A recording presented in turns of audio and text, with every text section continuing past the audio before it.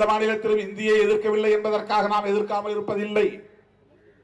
இந்தியாவிலே வேறு எந்த மாநிலத்திலும் நீட்டை எதிர்க்கவில்லை என்பதற்காக நாம் எதிர்க்காமல் இல்லை. இந்தியாவிலே வேறு எந்த மாநிலத்திலும் மாநில உரிமைகள் தொடர்பாக யாரும் போராடவில்லை என்பதற்காக நாம் போராடாமல் இல்லை.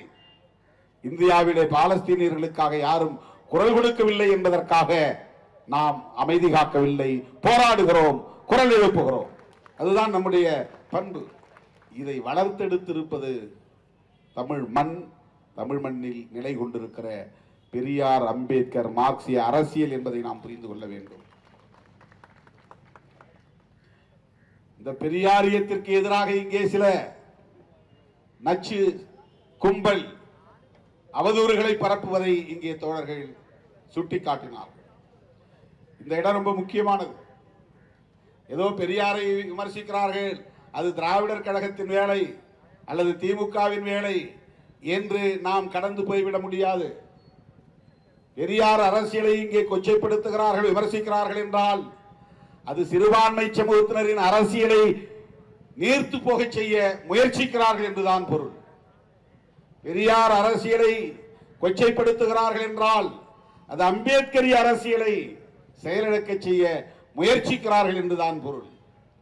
பெரியாரிய அரசியலை கொச்சையாக விமர்சிக்கிறார்கள், அவதூறு பரப்புகிறார்கள் என்றால் அது மார்க்சிய அரசியலுக்கு எதிரான நடவடிக்கை என்றுதான் பொருள். இளம் தலைமுறை இதை புரிந்து கொள்ள வேண்டும். ரொம்ப முக்கியமான ஒரு புள்ளி இது. RSS நீண்டகால செயல் திட்டத்தை இப்போது சிலர் பெரியாரை விமர்சிக்கிறோம், திராவிடத்தை விமர்சிக்கிறோம் என்கிற பெயரால் அவர்களுக்கு துணை போகிறார்கள். அதை நாம் வேடிக்கை பார்த்தால் தமிழ்நாடும் வட இந்திய மாநிலங்களைப் போல சொரணை கட்ட மாநிலமாக மாறும் நிலை ஏற்படும். எந்த எதிர்ப்புணர்வும் இல்லாமல் போய்விடும், போர்க்குணம் இல்லாமல் போய்விடும். கருத்தியல் அடிப்படையிலே மக்களை அணிதிரட்டுகிற அரசியல் படுத்துகிற முயற்சி இல்லாமல் போய்விடும். மனித உரிமைகளுக்காக இப்படி போராடுகிற இந்த போர்க்குணம் நீர்த்து போகும்.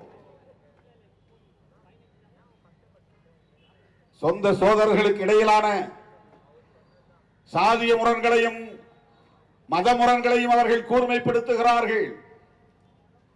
சாதி பெருமையை உயர்த்தி பிடிக்கிறார்கள். இதையெல்லாம் நாம் வேடிக்கை பார்த்துக் கொண்டிருக்க முடியாது, அமைதி காத்து இருக்க முடியாது.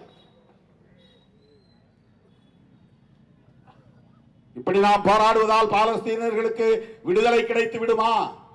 இஸ்ரேலியர்களின் ஆதிக்கத்தை தகர்த்தெறிய முடியுமா?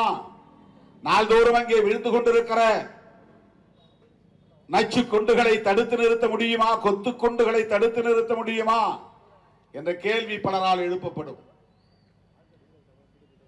அதுவல்ல, நம்முடைய உணர்வுகள் கூர்தீட்டப்பட வேண்டும்.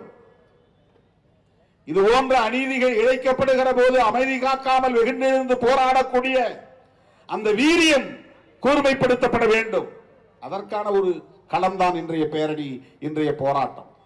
எப்போதும் அந்த வீரியத்தை நாம் கட்டி காப்பாற்ற வேண்டிய தேவை இருக்கிறது, அடைகாக்க வேண்டிய தேவை இருக்கிறது. இஸ்லாமியர்களுக்கு எதிரான வன்முறை என்றால் அது இஸ்லாமியர்கள் பார்த்துக் கொள்வார்கள் என்றோ, தலித்துகளுக்கு எதிரான வன்முறை என்றால் அதை தலித்துகள் பார்த்துக் கொள்வார்கள் என்றோ நாம் கடந்து போய்விடக் கூடாது. எங்கோ பாலஸ்தீனியர்களுக்கு நடக்கிற கொடுமை, அதை நாம் என்ன செய்ய முடியும் என்று நாம் வாழாவிருந்து விட முடியாது. எங்கே அநீதி இழைக்கப்பட்டாலும் கொதித்து எழுகிற போர்க்குணம் நமக்குள்ளே எப்போதும் கனன்று கொண்டே இருக்க வேண்டும்.